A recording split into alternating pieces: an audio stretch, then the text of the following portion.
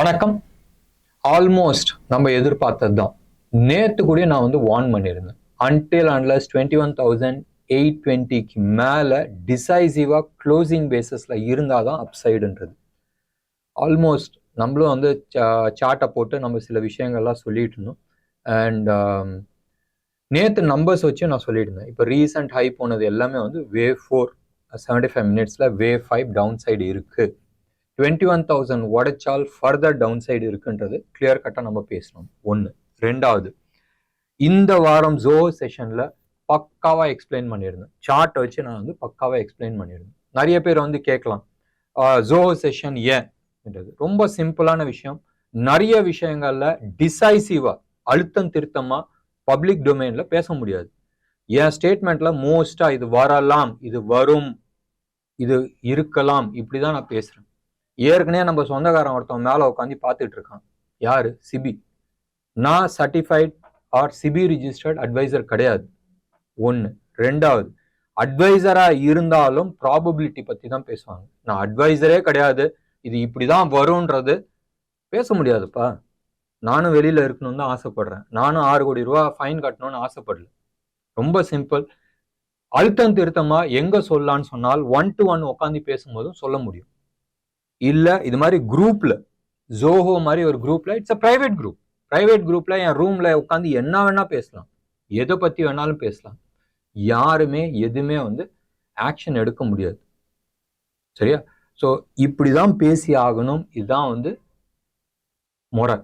CP registered அட்வைசரா இருந்தாலும் இதுதான் method. 100% ஷூரிட்டியோட சொல்லக்கூடாது. நானும் சேஃபா இருக்கணும்னு தான் விருப்பப்படுவேன். ஒன்று. ரெண்டாவது, பிரைவேட் குரூப்ல எப்படி வேணாலும் பேசிக்கலாம். நம்ம ஒரு 10 பேர் ரூம்ல உட்காந்து இருக்கலாம், எது பத்தி வேணாலும் பேசலாம். யாருமே எதுவுமே கேட்க முடியாது. ரைட்? இதுக்கு நிறைய எக்ஸாம்பிள் கொடுக்கலாம், வேணாம். சரி, இப்ப மெயின் மேட்டருக்கு வரலாம். ஜோஹோ மீட்டிங்ல இதை பத்தி நாங்க இன் டீடைல்ஸ் நம்ம பேசணும். இது டார்கெட் என்ன, எங்க கீழே வரைக்கும் போகும், எது சப்போர்ட், மெயின் சப்போர்ட். இன்ஃபேக்ட் நேற்று வீடியோலயே நம்ம வந்து அது வீடியோவா நம்ம பேசணும். அதாவது சார்ட் போட்டு காட்டல. நான் வந்து சொன்னது வந்து 21,500 மேஜர் சப்போர்ட், அது உடஞ்சிச்சுன்னு சொன்னால் 21,000ல நிக்கும்னு சொல்லிட்டு ஆல்மோஸ்ட் ஒரு வாரத்துக்கு முன்னாடி நம்ம பேசியிருக்கிறோம். ஒன்று. ரெண்டாவது, நேத்து ஹிண்ட் தான் நான் வந்து கொடுத்தேன், பெரிய மூவ் இருக்குன்றது. ரைட்? கொஞ்சம் நம்ம பழைய வீடியோ எல்லாம் பார்த்தவங்களுக்கு எல்லாத்துக்குமே வந்து கிளியர் கட்டா வந்து வார்னிங் கிடைச்சிருக்கும். வாங்காதீங்க, இது வந்து ஒரு ஃபால்ஸ் பை தான்ன்றது நான் சொல்லியிருந்தேன். பட் எத்தனை பேர் கையை சுட்டுக்கிட்டாங்கன்றது எனக்கு வந்த கால்ஸ் வச்சு எனக்கு தெரியும். ஒன்று. ரெண்டாவது, இப்ப பார்த்துட்டு இருக்கிறத வந்து ரியல் ஃபாலா சொல்ல தெரியாது. எங்க வரைக்கும் வரும்? ஃபர்ஸ்ட் 21,000 லெவலில் உடைக்கிட்டோம், அதுக்கப்புறமா தான் நீங்க வந்து ரியல் ஃபாலை வந்து நீங்க பார்க்க முடியும். ஏன்னு சொன்னால் அந்த 21,000ல இருந்து அந்த 22,000 அந்த 100 ஜோன் வரைக்கும் நிறைய அக்யூமுலேஷன்ஸ் இருந்துச்சு. பட் இந்த 21,000 to 19,800 அந்த லெவல்ல வந்து நடுப்புற எதுவுமே கிடையாது, போலா இருக்கு. உளுந்துச்சுன்னா நேரா ரைட் 1,500 பாயிண்ட்ஸ் நிஃப்டியில நான் பேசுறேன். ஸோ பிஎஸ்சியில் வந்து நம்ம க்ளோஸ் டு 3,500 பாயிண்ட்ஸ் நம்ம வந்து கீழே எதிர்பார்க்கலாம். இதுதான் வந்து கிரவுண்ட். ஒன்று. ரெண்டாவது வந்து பேங்க் நிஃப்டி பற்றியும் நான் வந்து சொல்லியிருந்தேன். பேங்க் நிஃப்டி பயங்கர வீக்காக இருக்கு. நிஃப்டி கூட ஓரளவுக்கு ஸ்ட்ரென்த் இருக்கு, பட் பேங்க் நிஃப்டி வந்து அந்த அளவுக்கு இல்லைன்றது நான் சொல்லியிருந்தேன். மூணாவது முக்கியமான விஷயம், ஆல்மோஸ்ட் எனக்கு தெரிஞ்சு ஒரு 10 நாள் நினைக்கிறேன், 8-10 நாளைக்கு முன்னாடி வந்து நான் வீடியோவில் போட்டிருந்தேன். 22,192 அப்சைட், அதுக்கப்புறமா ரிவர்ஸ் ஆகும். மோஸ்ட் லைக்லி 20லேருந்து 22ஆம் தேதிக்குள்ள இது வந்து ரிவர்சல் இருக்கும்ன்றது நான் சொல்லியிருந்தேன். போன வாரமே ஒரு சின்ன ட்ரெய்லர் பார்த்தோம். இந்த வாரமும் அதோட கொஞ்சம் அடுத்த வெர்ஷன் ஆஃப் ட்ரெய்லர் நம்ம பார்த்துருக்கோம். மார்க்கெட் உழுவுமா? நேற்று வீடியோவில் வந்து நம்ம கிளியர் கட்டாகவே நான் வந்து சொல்லியிருந்தேன். அண்ட் ப்ராபப்ளி ப்ளீடிங்ஸ் ஹெவியாக இருக்கும். ஏன் ஹெவியாக இருக்கும் உங்களுக்கே தெரியும். Mid cap, small cap stocks எல்லாமே வந்து அடி வாங்கும். எப்பயுமே மார்க்கெட்டில் ஒரு பெரிய சரிவு வருதுன்னு சொன்னால் ஃபர்ஸ்ட் சரிவு எங்கே வரும்? மிட் கேப் அண்ட் ஸ்மால் கேப்ல தான் வரும். இதுக்கு எப்படி நீங்கள் கண்டுபிடிப்பீங்கன்னு சொன்னால் பழைய ஹிஸ்ட்ரி எடுத்து பாருங்க. எப்பயுமே அடிக்கடி நான் சொல்றது வந்து ஹிஸ்ட்ரியை பாருங்கன்னு தான் நான் சொல்லிட்டு இருக்கேன். எப்பயுமே ரேலியில் கடைசியாக ஓடுற ரேலி வந்து small cap and mid cap. உங்களுக்கே தெரியும், மே ஜூன் கூட இல்லை, ஜூலை ஆகஸ்ட்ல இருந்து மிட் கேப் ஸ்மால் கேப்ல வந்து ஆல்மோஸ்ட் 300-400% ரிட்டர்ன் கொடுத்த சரித்திரம் இருக்கு. இது வரைக்கும் லாஸ்ட் 5 வருஷமா தூங்கிட்டு இருந்துச்சு கொட்டை விட்டு. திடீர்னு ஏஞ்சி 300% ரிட்டர்ன் கொடுக்குறாங்கன்னா சாதாரண விஷயம் இல்லை. ப்ராஃபிட் டேக்கிங் இருக்கும். நின்று நிதானமா நிறைய லார்ஜ் கேப் ஸ்மால் கேப்ல வந்து ஃபண்ட்ஸ் ப்ராஃபிட் புக் பண்ணியிருக்கிறாங்க. 1 2 லார்ஜ் கேப் இந்த தர வித்தியாசம் வந்து என்ன ஆச்சுன்னா, ஃபர்ஸ்ட் லார்ஜ் கேப் ஏற்கனவே உளுந்துருச்சு, ஓரளவுக்கு நல்ல கரெக்ஷன் ஆயிடுச்சு. அது வந்து ரிலையன்ஸ் ஆகட்டும், ஹெச்டிஎஃப்சி ஆகட்டும், கோட்டக் ஆகட்டும், ஐசிஐசிஐ கீழே வந்து ஒரு பேஸ் ஃபார்ம் பண்ணிட்டு மேலே போச்சு. ஐடி செக்டர் ஆகட்டும், இது எல்லாமே வந்து ஓரளவுக்கு ரேலி கொடுத்துச்சு. அண்ட் ரேலியில் ஓரளவுக்கு நல்ல டீப் கரெக்ஷன் வந்து மறுபடியும் ரிவர்ஸ் ஆகி செகண்ட் ரேலி போயிட்டு இருந்துச்சு. இந்த செகண்ட் ரேலி சஸ்டெயின் ஆகுமான்றது ஒரு கேள்வி இருக்கு. மறுபடியும் நான் சொல்றது ஒரே ஒரு விஷயம் தான், இந்தியா க்ரோத் ஸ்டோரி செம்ம ஸ்ட்ராங்கா இருக்கு. இந்தியா மார்க்கெட் வந்து பெருசா கீழே உழுவாது. உளுந்தாலும் என்ன ஸ்பீட்ல உழுவுதோ அதே ஸ்பீட்ல வந்து ரிவர்ஸ் ஆகிறதுக்கான எல்லா சான்சஸும் இருக்கு. மறுபடியும் யூஸ் பண்ற வேர்ட் ஞாபகம் வச்சுங்க, எல்லா சான்சஸும் இருக்கு. இப்போதைக்கு மேஜர் சப்போர்ட் வந்து 19,885 லெவல்ல இருக்கு. நீங்க நல்ல ப்ராஃபிட்ல இருக்கீங்களா, ப்ராஃபிட் புக் பண்ணி அப்படி ஓரத்துல நின்னுங்க. நிறைய பேர் வந்து சொல்லுவாங்க I am a long term investor, அந்த கதையெல்லாம் ஒண்ணுமே கிடையாது. ரீஎன்டர் பண்ணிக்கலாம். மறுபடியும் நான் சொல்ல, லாங் டேர்ம் இன்வெஸ்டர்ன்றது எதுவுமே கிடையாது. ரீஎன்டர் பண்ணிக்கலாம், பெட்டர் ப்ரைசிங்ஸ் கிடைக்கும். நான் அடிக்கடி கொடுக்குற எக்ஸாம்பிள், 2015ல சன் ஃபார்மா 1200 போயிட்டு இருந்துச்சு. 2019 ஃபர்ஸ்ட் ஹாஃப்ல ஆர் செகண்ட் ஹாஃப்ல அது 400-450 ரேஞ்சில் இருந்துச்சு. லோ வந்து எனக்கு தெரிஞ்சு 375 இருந்துச்சு. 1200ல இருந்து 375 ஆர் 400 ருபீஸ்ன்றது சாதாரண விஷயம் கிடையாது. நான் லாங் டேர்ம் இன்வெஸ்டர்ஸ், அது 1800 டார்கெட். ப்ராபப்ளி அடுத்த வருஷம் வரலாம், ரைட்? இல்லை இந்த வருஷம் கடைசியில் கூட வரலாம். பட் நினைச்சு பாருங்களேன், நீங்க 10 ரூபா 20 ரூபால நீங்க வாங்குறீங்க 2000ல, 2000ல 1200 போயிட்டு மறுபடியும் இப்படி வந்து இப்படி போறதுல சிஏஜிஆர் நீங்க எடுத்துக்கிட்டீங்கன்னா க்ளோஸ் அபவுட் 23-24% இருக்கும். பட் நீங்க 1200ல எக்ஸாக்டா எக்ஸிட் பண்ண முடியாது. மேபி 1000ல எக்ஸிட் பண்ணலாம். ரீஎன்டர் மறுபடியும் வந்து 400ல 375ல என்டர் பண்ண முடியாது. நான் 450ல என்ட்ரி கொடுத்துருந்தேன். ஸோ அந்த 450ல என்ட்ரி பண்ணியிருந்தால் 1800 உங்க சிஏஜிஆர் எக்ஸ்ட்ரா ஒரு 4% கிடைச்சிருக்கும். 24 வருஷத்துல எக்ஸ்ட்ரா 4%ன்றது ஆல்மோஸ்ட் 1 கோடி ரூபா வித்தியாசம் வரும். 1 lakh இன்வெஸ்ட்மெண்ட்டுக்கு நீங்க லாங் டேர்ம் சிஏஜிஆர் 23-24%க்கும் 28%க்கும் ஆல்மோஸ்ட் 1 கோடி ரூபா வித்தியாசம் வரும், ரைட்? அவ்வளவுதான் வித்தியாசம். ஸோ லாங் டேர்ம் நான் வச்சிருக்கிறேன்னா இருக்கும், இல்லைன்னு நான் சொல்ல. பட் ப்ராபப்ளி நீங்க வந்து ஒரு பர்ஃபெக்ட் டைமிங் வேணாம், நியர் அபவுட் டைமிங்ஸ் பண்ணிட்டு போறது வந்து புத்திசாலித்தனமா இருக்கும். எக்ஸிட் பண்ணுங்க, ரீஎன்டர் லேட்டரா பண்ணலாம். மியூச்சுவல் ஃபண்ட் டிஸ்ட்ரிபியூட்டர்ஸ் எல்லாருமே வந்து சொல்லுவாங்க, மார்க்கெட் இன்னைக்கு டிஸ்கவுண்ட், ஆடி சேல், இந்த டிஸ்கவுண்ட்ல வந்து வாங்குங்க. நேற்று 2000 ரூபா வித்துட்டு இருந்தது இன்னைக்கு 1500 ரூபாய்க்கு விற்குதுன்னு. 2000 ரூபாயில ஏன் எக்ஸிட் கொடுக்கலன்றது கேள்வி கேளுங்க, ரைட்? இன்னைக்கு 1500 ரூபானா நீங்க ஸ்ட்ரெயிட்டா 25% நீங்க வந்து ப்ராஃபிட் பார்த்துட்டு இருக்கீங்க. இதுல லாங் டேர்ம் கேபிட்டல் கெயினுக்கும் ஷார்ட் டேர்ம் கேபிட்டல் கெயினுக்கும் ஒன்றும் பெரிய வித்தியாசம் இல்லை. Long term capital gain 10%, short term 15%.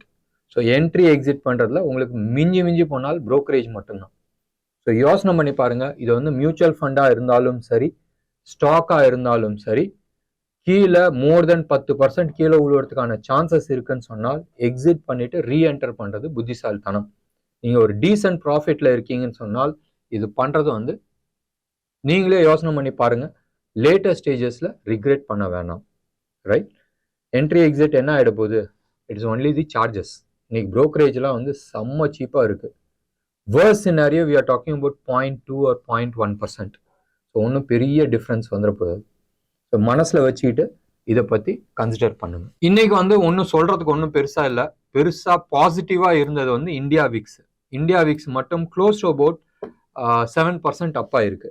நம்ம ஏற்கனவே ஒரு 2 வாரத்துக்கு முன்னாடியே நம்ம சொன்னோம், இன்னமெல்லாம் விக்ஸ் மேலே தான் போக போகுதுன்றதை நம்ம சொல்லிட்டு இருந்தோம், ரைட்?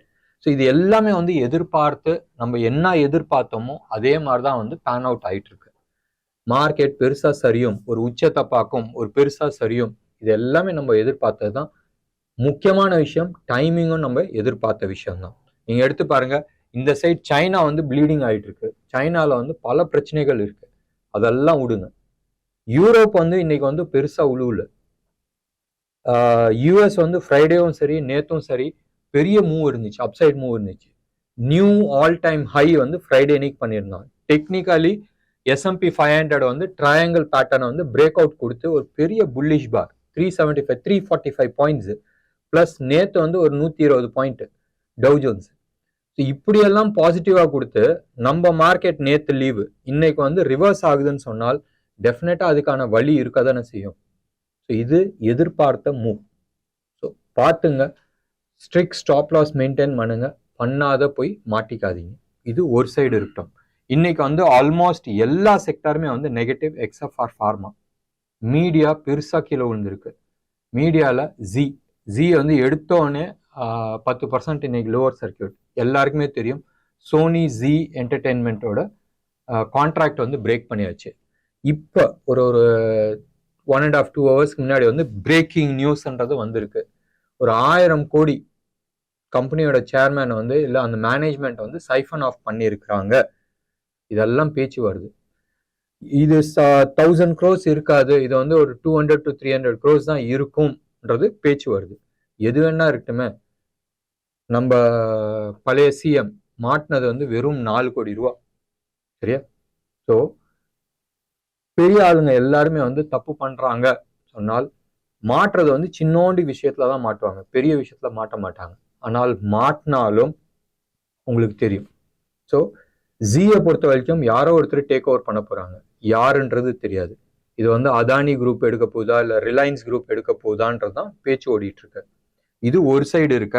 அமேசான், ஹிந்துஸ்தான் லீவரு, இது மாதிரி கம்பெனிஸ் எல்லாம் வந்து யோசிக்கிறாங்க, தலையை சொரிஞ்சிக்கிறாங்க. நான் ஏன் காம்படிட்டர்ஸை தான் அட்வர்டைஸ்மெண்ட் பண்ண முடியுமா? ஏன்னு சொன்னால் இன்னைக்கு டேட்ல மீடியான்னு எடுத்துக்கிட்டனால் சோனி விட்டுருங்க, இப்ப சோனி இல்லை. சரியா? ஆல்மோஸ்ட் எல்லா பெரிய கம்பெனிஸ் எல்லாம் வாங்கியாச்சு ஆல் இண்டியா பேசிஸ்ல. ஜி இருக்கு. ஜி வந்து யார்கிட்ட போகுது? இப்ப அசியம் நாளைக்கு வந்து ரிலையன்ஸ் டேக் ஓவர் பண்ணுதுன்னு வச்சுங்க. அப்ப அமேசானும் ரிலையன்ஸும் வந்து இ காமர்ஸ்ல அடிச்சுக்கிறாங்க. ரைட்? ரிலையன்ஸும் ஹிந்துஸ்தான் லீவரும் எஃப்எம்சிஜி ப்ராடக்ட்லயும் அடிச்சுக்கிறாங்க. ரிலையன்ஸும் பெப்சி கோக்கும் மறுபடியும் அடிச்சுக்கிறாங்க சாஃப்ட் ட்ரிங்க்ல. அப்ப இவங்க எல்லாருமே வந்து காசு அவன்கிட்ட தான் கொடுத்தாகணும். ஸோ இது வந்து ஒரு ட்ரிக்கி கொஸ்டினா ஆக போகுது. பார்க்கலாம் இதை வந்து எப்படி பேன் அவுட் ஆக போகுதுன்றது பார்க்க வேண்டிய ஒரு விஷயம். அண்ட் இன்ட்ரெஸ்டிங்காக இருக்கும் ஜி யார் டேக் ஓவர் பண்ண போறாங்கன்றது. மற்றபடி மீடியாவில் வந்து எந்த விதமான நியூஸ் பேசுகிற மாதிரி எதுவுமே கிடையாது. பார்த்துங்க, ஸ்ட்ரிக்ட் ஸ்டாப் லாஸ் மெயின்டைன் பண்ணுங்க. இந்த தேர்ஸ்டே மந்த்லி எக்ஸ்பைரி இருக்கு. மந்த்லி எக்ஸ்பைரிக்கான டிராமா இன்னைக்கே முடிஞ்சிருச்சு. ரைட்? அடுத்த 2 நாள் மேபி நான் சொல்றேன், அடுத்த 2 நாள் சைட்வேஸ்ல போயிட்டு ஃப்ரைடே லீவு. ரைட்? மண்டே அன்னைக்கு ரீஓபன் ஆகும் போதும் ஒரு இன்ட்ரெஸ்டிங்கா சாப்டர் இருக்கும். ஏன்னு சொன்னால் எப்பயுமே வந்து first Friday of the month, நான் சொல்றது வந்து ட்ரேடிங் பீரியட்ல, அது வந்து எப்பயுமே இன்ட்ரெஸ்டிங்கா இருக்கும். அந்த டேட்ல வந்து ஒரு ஃப்ரேம் செட் பண்ணுவாங்க. என்ன ஃப்ரேம்னா இந்த மந்த்துக்கான ரேஞ்ச் என்னதுன்றது ஒரு ஃப்ரேம் செட் பண்ணுவாங்க. அந்த ஃப்ரேம் என்னதுன்றது நம்மளுக்கு மண்டே தான் தெரியும். வெயிட் பண்ணி பார்க்கலாம். அடுத்த 2 நாள் எப்படி பேன் அவுட் ஆகுது, இருக்கிற ஷார்ட் கவரிங் எல்லாமே முடிஞ்சு போயிடும். ஸோ அசல் டிராமா மண்டே அன்னைக்கு நம்ம பார்க்கலாம். அது வரைக்கும் நீங்க பண்ண வேண்டியது உங்களோட கேபிட்டலை ப்ரொடெக்ட் பண்ணீங்க. ஸ்ட்ரிக்ட் இண்டிவிஜுவல் ஸ்டாப் லாஸை வந்து மெயின்டைன் பண்ணிக்கிறது பெட்டர். ஸ்ட்ரிக்டா இண்டிவிஜுவல் ஸ்டாக்ல வந்து உங்களோட ஸ்டாப் லாஸ் மெயின்டைன் பண்றது புத்திசாலித்தனம். மறுபடியும் நான் சொல்றேன், பப்ளிக் டொமைன்ல நான் ஓப்பனா சில விஷயங்கள் இப்படிதான்ன்றது சொல்ல முடியாது. வாங்க ஜோஹோ செஷன்ல பண்ணலாம். 200 ரூபா பெரிய அமௌண்ட் கிடையாது. நிறைய விஷயங்கள் நீங்க அங்க விஷயம் கத்துக்க முடியும். மறுபடியும் அங்க சொன்ன விஷயத்தே நான் வந்து சொல்ல, most of the Zoho meeting are online மீட்டிங்ல எல்லாருமே வந்து ஒரே விஷயத்த தான் திருப்பி திருப்பி பேசி எண்ட் ஆஃப் த இது நீ இவ்வளவு பணம் கட்டு இது பண்ணுவாங்க. ஏன் இதுல அந்த விளையாட்டே கிடையாது. நம்ம எவ்ரி வீக் ஃப்ரெஷ்ஷான சப்ஜெக்ட் நம்ம பேசுறோம். உங்களோட பெயின் ஏரியா என்னதுன்றது நம்ம டிஸ்கஸ் பண்ணிட்டு இருக்கோம். டெஃபினட்டா அதை பத்தி நம்ம டிஸ்கஸ் பண்ணலாம். முடிஞ்சா இந்த வாரம் வந்து பாருங்க, ஒருத்தரை வந்து பாருங்களேன், உங்களுக்கு புரியும் என்ன பேசுறோன்றது. we don't have any commercials there. உங்களுக்கு இன்னைக்கு ப்ரோக்ராம் பிடிச்சிருந்துச்சுன்னா லைக் பண்ணுங்க, ஷேர் பண்ணுங்க. டெஃபினட்டா உங்களோட கமெண்ட் பாக்ஸ்ல கொடுங்க. நன்றி, வணக்கம்.